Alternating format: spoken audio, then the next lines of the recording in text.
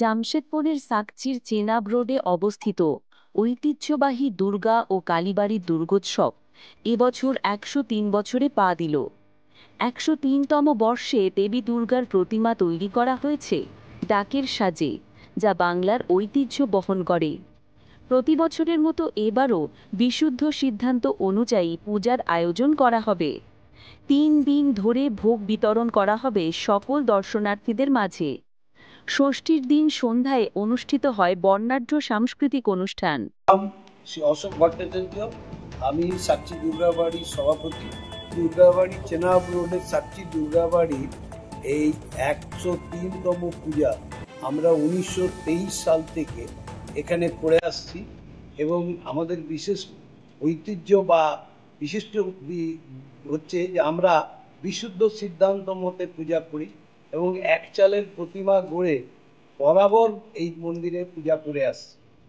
আমি এই পুজোতে সবাইকে, এই ঝাড়খণ্ডের এবং আমাদের সিংভূম পূর্ব সিংভূম জেলার সবাইকে আমন্ত্রণ জানাচ্ছি। জামশেদপুর অধিবাসীদেরও আমন্ত্রণ জানাচ্ছি আমাদের ঐতিহ্যমণ্ডিত এই পূজায়। আমি শান্তনু বোস, সাকচি দুর্গাবাড়ি চেনাব রোডের সাধারণ সম্পাদক।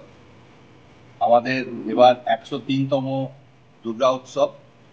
আমরা প্রথা অনুযায়ী এবারও এখানে আমাদের মন্দির প্রাঙ্গণেই দুর্গা ঠাকুরের নির্মাণ হয়েছে। আমাদের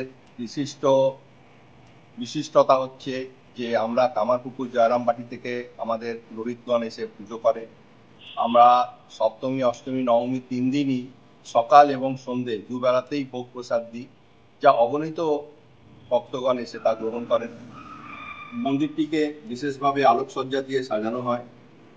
আমার অনুরোধ থাকবে যে আপনারা সবাই জামশেদপুরবাসী এবং জামশেদপুর শহরের আশেপাশে যত লোকজন আছেন, ভক্তরা আছেন, তারা অতি অবশ্যই একবার আসুন, মায়ের আশীর্বাদ নিয়ে যান। আপনাদের ভালো লাগবে, আপনারা দেখবেন, আপনারা ভোগ পেয়ে যাবেন।